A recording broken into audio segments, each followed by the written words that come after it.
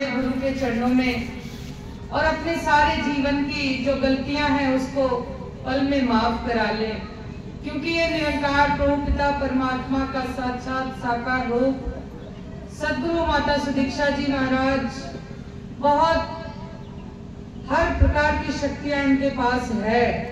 तो आपकी सारी जितनी जीवन की गलतियां हैं, जितने पाप कर्म हैं, वो पल में वो फांसी कट जाती है और गुरसिक्खी जीवन में आ जाती है।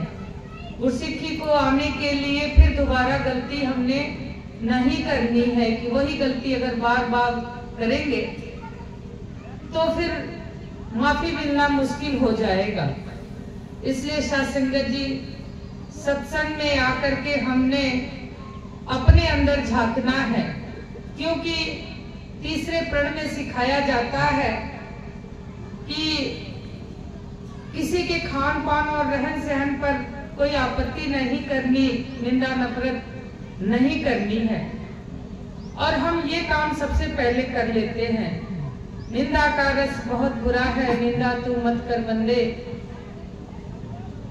इससे अगर तू बाज नहीं आएगा तो निंदक भी कहलाएगा और भक्ति से भी जाएगा।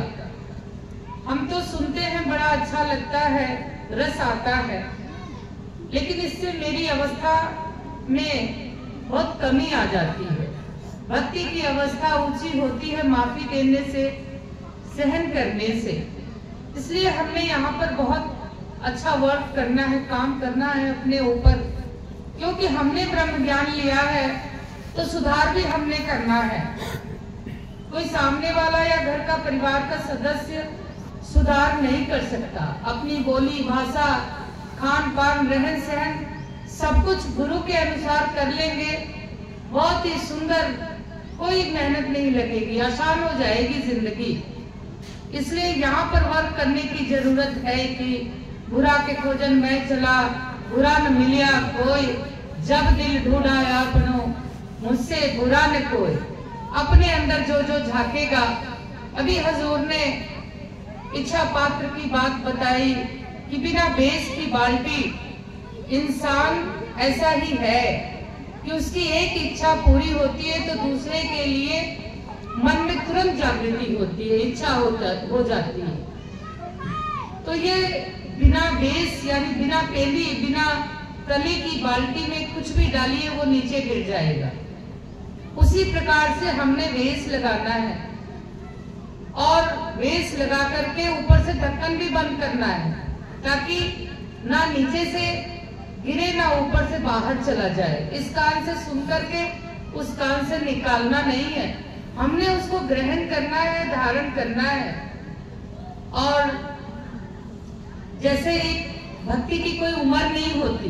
भक्त प्रहलाद को हमने सुना है, भक्त ध्रुव को सुना है कि कैसे भक्त प्रहलाद ने एक बूढ़ी माता से पूछा कि मेरे पिता भगवान हैं, तो तुम भगवान को क्यों भज रही हो, किसको बोल रही हो?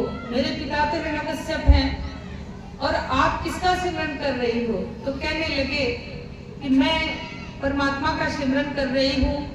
क्यों कर रहे हो?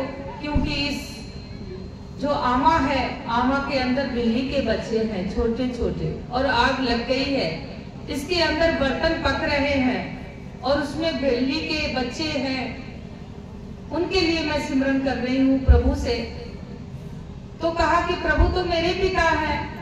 कहने लगी नहीं, प्रभु तो जर्रे जर्रे और कण कण में हैं, वो कहीं भी किसी की रक्षा कर सकते हैं।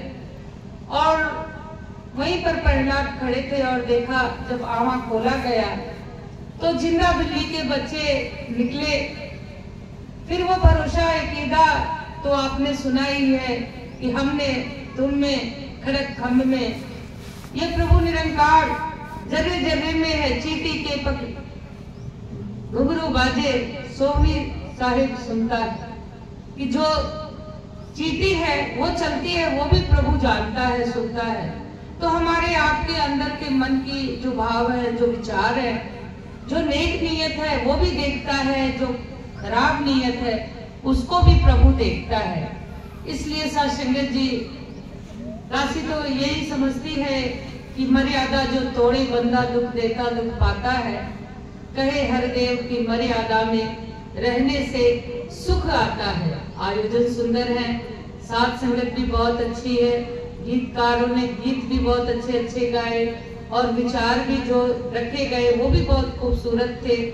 तो हमने इस पर अमल करना है और आज अमल की जरूरत है, क्योंकि तिमिर गयो रवि देखते, जैसे ही प्रकाश आता है अंधेरा छट जाता है, रात के बाद सुबह हो जाती है। तो मानो ये मानव जीवन भी एक भोर की बेला है, जो कि हमें ये समझने का अवसर है, एक पथ है, एक रास्ता है, जिसको हम सफर के अंत में पहुंच गए हैं। जो 84 लाख योनियों का सफर है उसके अंत में मानव जन्म अंत की सीढ़ी फिसल गई तो बारी गई, कहे अवतार लख 84 वाली कमाई सारी गई। तो हमने इस समय जागना है। जैसे बाबा जी अक्सर कहा करते थे कि उस वृक्ष में आग लगी और चिड़िया उस पर बैठी थी, उड़ नहीं रही थी, तो वो वृक्ष कहता है कि हम तो दाफत है पंख बिन तुम दाफत हो काहे। मानो 84 लाख योनियां चिल्ला चिल्ला करके कह रही हैं इस मानव जन्म से कि हम तो दाफत है पंख बिन तुम दाफत हो काहे। तुम्हें तो शरीर भी मिला है, समझ भी मिली है, बुद्धि भी मिली है, विवेक भी मिला है, उसका इस्तेमाल करो और समय का सद्गुरु साध संगत सब कुछ ये निरंकार सब कुछ हाजिर है। तो फिर इस अवसर का लाभ उठा लो और अपने इस 84 के चक्कर से मुक्ति पा लो। आओ साध संगत जी, जीवन की इन घड़ियों का हम मोल डालें और गुरु का शुक्राना करें। शुक्र किए जा तो इस मालिक का, शुक्राना ही भक्ति है। कहे हरदेव की गिले सिकवे अपने लब पर ना लाना ही भक्ति है। कोई सिकवा नहीं, कोई शिकायत नहीं, सब कुछ अच्छा है, इस निरंकार का किया धरा है और इसकी रजा में हम राजी रहें। हमेशा कहते हैं कि राजी हैं हम उसी में जिसमें तेरी रजा है।